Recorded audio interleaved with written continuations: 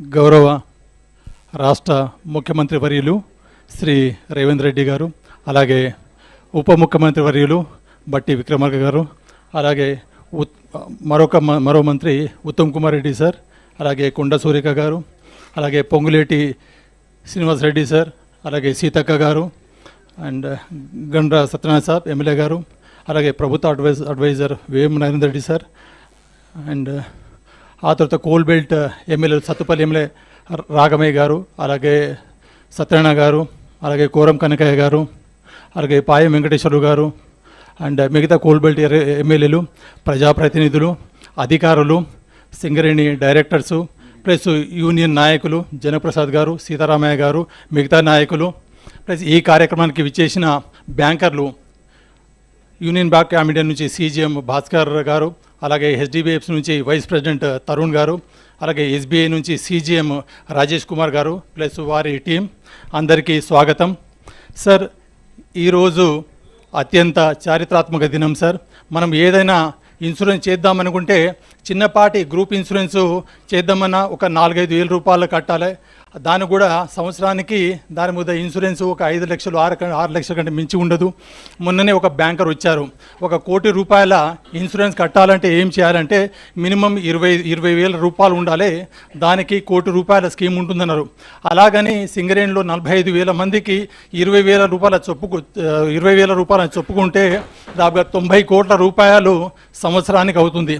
ఆ 90 కోట్ల రూపాయలు రూపాయి ఖర్చు కాకుండా జీరో ప్రీమియము నిల్ ప్రీమియంతో ఈరోజు యూనియన్ బ్యాంక్ ఆఫ్ ఇండియాతో 1 కోటి రూపాయల ఉచిత ప్రమాద బీమా స్కీమ్ని గౌరవ ముఖ్యమంత్రి వర్యుల చేతుల మీదుగా ఈరోజు ఆవిష్కరించబోతున్నాము. అలాగే వీళ్ళతో అడిగాను, మీరేమైనా దేశంలో ఇలాంటి స్కీమ్ ఉందంటే ఆర్మీ నేవీ వాళ్ళకి ఏదో చేసి ఉన్నారు సార్, అలాంటి స్కీము ఈరోజు దాకా లేదు. ఎస్బీఐ అయితే ఎవరికి ఎక్స్టెండ్ చేయలేదు, యూనియన్ బ్యాంక్ వాళ్ళు ఓన్లీ ఆర్మీకి చేశారు.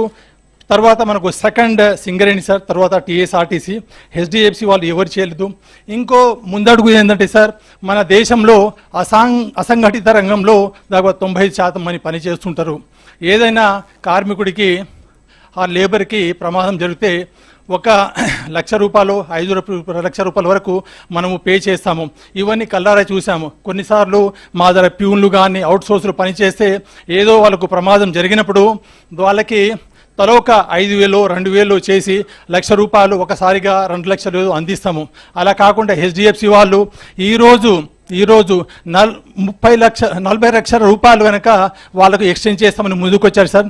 దానికి సంబంధించి చేయాల్సింది ఏంటంటే ఒక 2,000 మంది దాకా అవుట్సోర్సింగ్ వాళ్ళు మన యూనియన్ బ్యాంక్ ఆఫ్ ఇండియాతో అకౌంట్ ఓపెన్ చేస్తే 40 లక్షల రూపాయలు అవుట్సోర్స్ వాళ్ళకి చేయడం అనేది దేశంలోని మొదటిసారి ఇది. ఆ తర్వాత సార్, ఏదైనా క్లెయిమ్ కోసం చాలా స్కీమ్లు వస్తుంటుంది, చాలా ఇన్సూరెన్స్ వాళ్ళు తిరుగుతుంటారు. అవన్నీ కొన్నిసార్లు క్లెయిము మనము ఏదైనా అప్లై చేసుకున్నప్పుడు మనకు ఇన్సూరెన్స్ చేసుకున్నప్పుడు చాలామంది ముందుకు వస్తుంటారు, కానీ ఆ తర్వాత సెటిల్మెంట్కి చాలా ఇబ్బందులు పడుతుంటారు.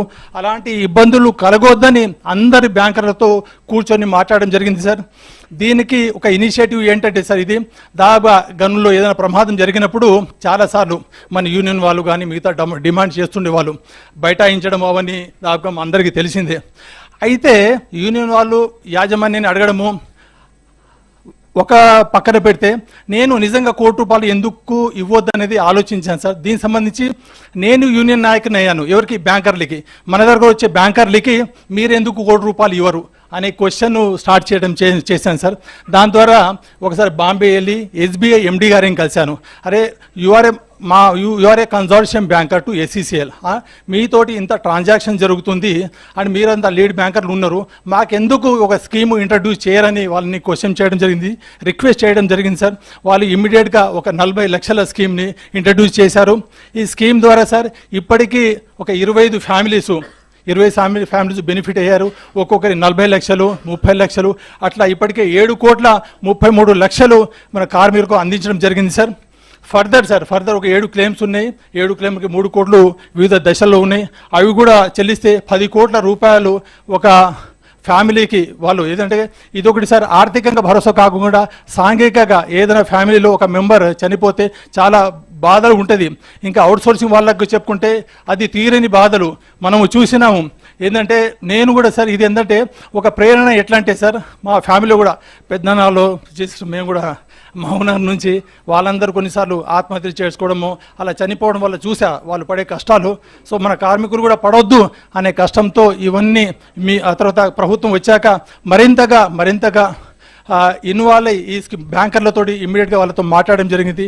మనకు ఇప్పుడు దాకా మీరు 40 లక్షలు ఇస్తున్నారు, దీన్ని ₹1,00,00,000 చేయాలని చెప్పంగానే వాళ్ళు ఇమ్మీడియట్గా వాళ్ళ ఎండీతో SBI మన యూనియన్ బ్యాంక్ ఆఫ్ ఇండియా వాళ్ళ ఎండీ తోటి వాళ్ళు అప్రూవల్ తీసుకోవడం జరిగింది సార్. వాళ్ళు మన ముందే ఉన్నారు, వాళ్ళకు ప్రత్యేక ధన్యవాదాలు.